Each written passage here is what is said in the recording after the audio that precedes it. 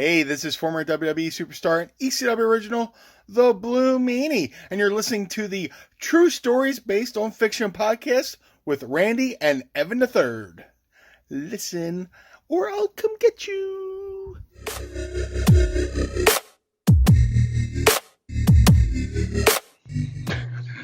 Ladies and gentlemen, welcome once again to True Stories Based on Fiction, the YouTube channel, for another episode of Wrestling with Randy. He's Randy, of course, and I'm Evan, the third host, and we are back with another YouTube recording, this time to discuss probably the most infamous WWE pay-per-view in quite some time. That is, of course, Money in the Bank 2020. As we record this, we're about a week removed from the show, so we figure it's a good time to get this review in. So let's get right to it, Randy.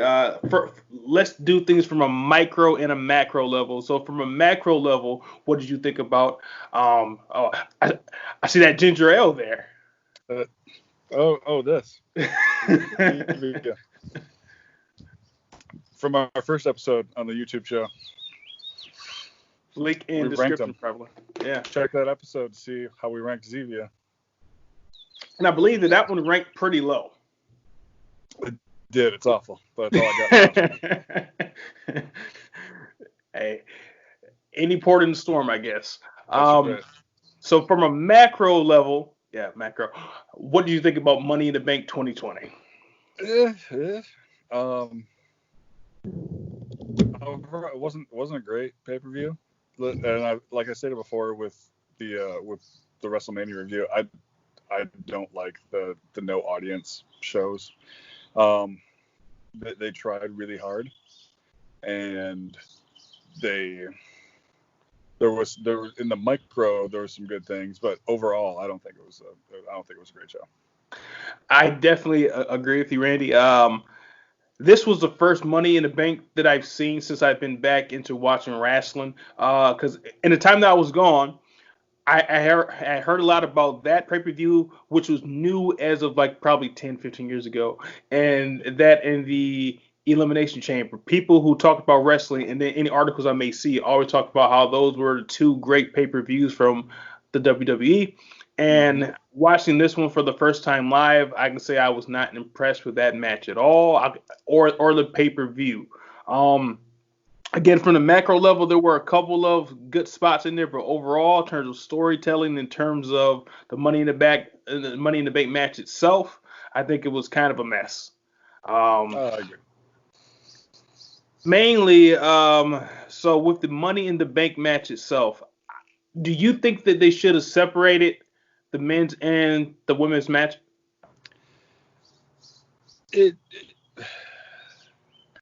It's because they've always been separate the past years, and having the two matches has always meant something because it puts the focus on either match instead of both matches at the same time. I think this year they tried to do the cinematic route, and it was a mess. Just going set piece to set piece, and then you'd occasionally have them meet up at different spots. Yeah. It was interesting in the end when Asuka kicked Corbin off the ladder. Because reasons. Because they had two briefcases, so they could have both gotten one. Could have been fine. And Asuka just likes to fight people, I guess. I don't know. I suppose. And then, why did they catch her in the beginning of the match? Wouldn't it have been better if they let her fall and just die? Because obviously people can die now in the WWE, but they're also Highlanders. Correct. Could have came back the following night. So why didn't they just let Asuka just fall on her face and die? So then there's one less person to worry about. Because they were going to do that anyway. Anytime anybody jumps off the top of something, they always catch them. Right. It's never. The only time I've seen somebody not get caught in a wrestling ring was at a show in Detroit for Ring of Honor. Dude did a shooting star off the top onto the floor. Oh, shit. Darn. And landed head first on the floor. Nobody there to catch him. They carried him out through the crowd. And then he died. Just knocked the fuck off. I think it was back the next night. Yikes. He was resurrected. Because wrestlers are all Highlanders apparently. Because speaking to that, when Baron Corbin murdered Rey Mysterio and Aleister Black, that was. But I think you told me off camera that on the Raw the following night, Rey Mysterio said that like they fell to the second roof, right? Correct. Yeah. I feel like they should have shown that second roof and showed that they were just incapacitated, because that gave me vibes of the Giant versus Hulk Hogan and that When monster Giant fell truck off the match. roof. Yeah, Yeah. and then he was ready for his actual match 5 minutes later. Yep. After he fell off the roof. How did he survive? Well, there's like a crane, and he just landed on the thing that they had waiting for him. That's how that happened. Why would you even think about throwing someone off the top of a roof and then trying to play it off like he didn't die? Yeah, yeah. And then I think that the Money in the Bank match showed off the slapstick tendency of WWE. Can a match be fun? Yes. Can it has comedic spots? Yes. But that match, but something as important as Money in the Bank, to where the winner can basically challenge for any championship that they're so inclined to. To have that many comedy spots in there is ridiculous. Yeah. Like for example, and then like some other things just didn't work. Like, did you see the Stephanie McMahon cameo? I missed that one. Okay. So Stephanie McMahon had a cameo when Dana Brooke was fighting what's her face? The big Amazon lady. Nia? Yeah. Nia Jax, and she knocked Nia Jax out, and then she saw a Money in the Bank briefcase that was in like an office. So then Dana Brooke thought that, and this before she hit her head, so it doesn't make sense why she thought this. So she thought that the briefcase in there was the actual briefcase to win the match. So then she goes for the briefcase, and then Stephanie McMahon is like, Dana Brooke, what are you doing? Then it was obvious that Stephanie McMahon's cameo was filmed on a Samsung Galaxy S8, no S5. And it's not even in the same room, probably in the same continent as the match. And so then Dana Brooke is reacting off of Stephanie McMahon, who isn't in the room, but acting as though she is. So it was very clunky, and it insulted my intelligence. I hate that crap. The WWE, although they may be having some financial woes, they are still a multi-million-dollar company, and they probably have pretty state-of-the-art or close to it visual effects and their production team. So that was something that they could have avoided, but they chose not to, and it really upset me. Yeah. The food fight with Paul Heyman, that was dumb. Dumb. Even like pausing on Heyman eating the sandwich for a second while he's just looking at both groups. I'm like, oh, there's gonna be a food fight. Yep. And is it really necessary to have a food fight in the middle of a Money in the Bank match? The answer to that is emphatically no. No. And then they had a cameo from Brother Love, which was, I guess it kind of worked, but it was like, okay, I really don't care. I think they're just using the people they still have hired around and just throwing them in. And John Laurinaitis, people power. Is that a thing that he said before? Yeah. Okay. Yeah. He was always about people power. People power. Giving power to the people. And then Doink the Clown, who was just like some random intern. Yep. That was crazy and dumb. Yeah. Because I think the actual Doink, and then they replaced him with Brooklyn Brawler, but Brawler got fired at some point in the last few years. Yeah, because OG Doink was Matt Bourne, and like Matt Bourne has had some issues apparently. Yeah. I liked him in ECW. Yeah, that was a Matt Bourne version, ECW right? run. Mm-hmm. Yeah, Matt Bourne. So to that point, does he own the Doink character? Obviously not. And was he even Doink at ECW? Point character on the Indies. He was just, I think he was called Born Again in ECW.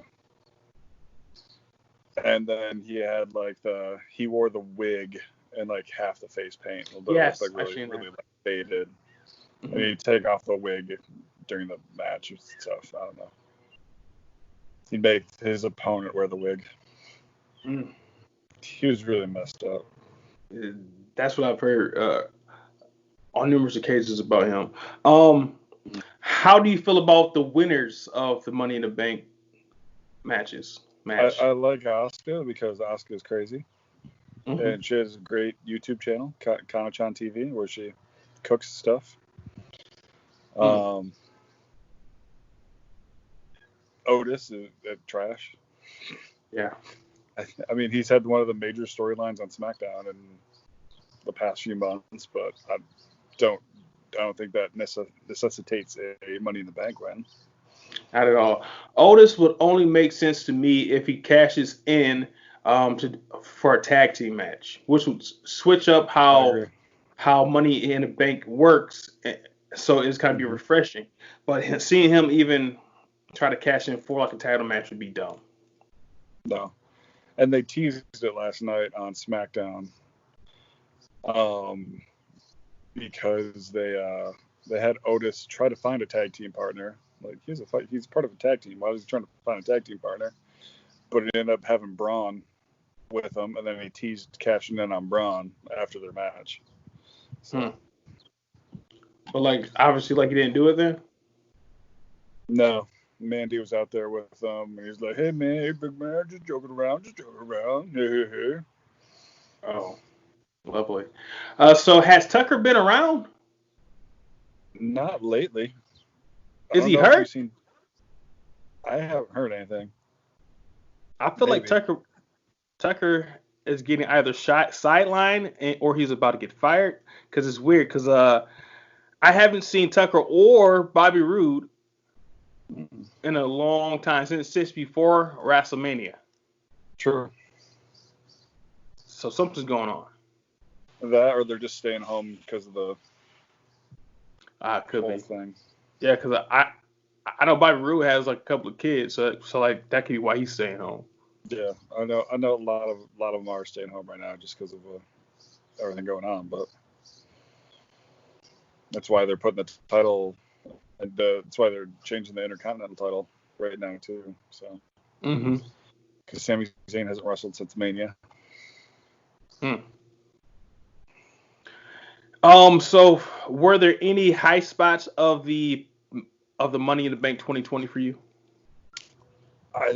The only like high spot match I'd say was the Drew McIntyre Seth Rollins, and that just because it was a good match. They told a decent story with it. The handshake at the end showing respect to Seth from Drew kind of played into it well. Other than that, not a whole lot. Yeah, I don't understand Drew McIntyre as a baby face. I think he's a little bit too baby face now, and his turn from being like a killer heel to like this eat your vitamins, say your prayers. A baby face seems to be it seems to be a little bit too much. I think I told you off camera that how I think they should book Drew is have him be like a guy who's a warrior, like a Highlander type guy who's just looking for he wants somebody to beat him, but he's so unbeatable. So like he'll get anybody a title shot, and basically he just mows through them all. Because after he beat Brock, he can beat anybody, and then all he wants to do is find somebody who can at least give him a good battle, and he can't find it. I think that's a much better way to book him and book him strong without having to just be like, "Oh, thank you, Self. Be a locker room leader." Because even this move set is not a babyface move set. No. A Claymore kick, like that's like a power move. It's like a babyface, like he's acting. I don't feel like would do. No, he reminds me of like Kevin Nash when Kevin Nash was champ. As Diesel. I mean, he moves a lot better than Nash does. Absolutely. Or did. But just that the power moveset style champ. Not as good as in the ring as like a Brock Lesnar. I Right. don't think, because I agree. Brock is just dominant. But um, yeah, I like what you said about Drew there. Make him like always trying to find like a beatable opponent, which is kind of like what they're doing with Aleister Black though too. Yeah, true. He's That's a good always point. looking for someone to knock on his door and challenge him. And Which I feel like they haven't really done much to progress that story. no, He's kind of like just like in fucking homeostasis with that right now. yeah, they're giving him more matches right now, and it just seems like Drew every week is just beating one of the Mexicans from that group. Mm-hmm. So he's either got Andrade or Garza or That other dude, that Austin Theory. I don't think Austin Theory is Mexican, I don't think he's either. but he's with that group. Mm-hmm. But they just seem to have him beating one of those guys every week. Every single week, yeah. I think that the weakest spot of the entire pay-per-view though was the Bobby Lashley and R-Truth match because it Oh came out of yeah. nowhere. No, It didn't make any sense. no. And it was originally supposed to be like R-Truth versus MVP, which also didn't make sense. Mm-hmm. But it got R-Truth to give one of his best promos about the 24/7/11. That was a good promo after the match, but I felt like that could have After just the happened. fact. Yeah, I feel like that could have happened regardless. Besides the fact that he thought that he won, so that was kind of funny. But yeah, that match He's was been there forever. I mean, yeah. around wrestling at least. He can still go. Back at the tail end of me watching wrestling the first time, that's when he was on a tag team with I think Mhm. Road Dogg. Back when he was K Quick. So it had to be like 2005 or something like that. Yeah. And then he went to TNA. He was Ron the Truth Killings, Yep. a member of 3 Live Crew. Yep. That was With, him, badass Billy Gunn, right? no, it was him, Road Dogg, and Conan. Wasn't he on a tag team with Billy Gunn though? Oh no, I no, don't think so. Road Dogg was. that's Saginaw's own Corvine, whatever the fuck his name was. Marcus Corvan. What's his real name? Yeah. Monty Brown. Monty Brown, yes. Yeah. That's what I'm thinking about. Yeah. Yeah, he was. Yeah, I mean the Tamina match with Bailey, trash. Yeah, I mean, there's really no build up to Tamina. Right. There's really no point in the match other than have Bailey defend the title. Obviously, they're still building towards Bailey versus Sasha, Mm-hmm. but who knows how long that'll take to burn. Slow burn's fine. It's a really slow burn though. Yeah. But who's gonna go face in that situation? I feel like Sasha is. Yeah. Because they keep showing that Bailey is getting like a little power mad, Yeah. and she's kind of doing things to Sasha that are undermining her. Yep. That's how But Sasha used to treat her. So. yep, it is.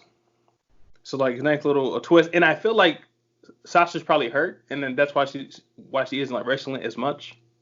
I think so too. Which is fine, but she's still keeping on TV with this whole thing with Bailey. So as long as you're staying on TV, you're staying relevant. Exactly. And I feel like they typically tell us when people are hurt, but like for whatever reason, like that's being kept under wraps. Yeah. Because they told us Kevin Owens is hurt and he hasn't wrestled since Mania, where he won his match. Right. his opponent got the world title shot afterwards. Right. Makes sense. Yeah. That match proved to be very meaningless because it seemed like they were going to make it to where it's now. Does Seth Rollins still have his crew? Yeah. Okay. He still has his crew. He has new entrance music. Yep. To make him seem like the Messiah. Mm-hmm.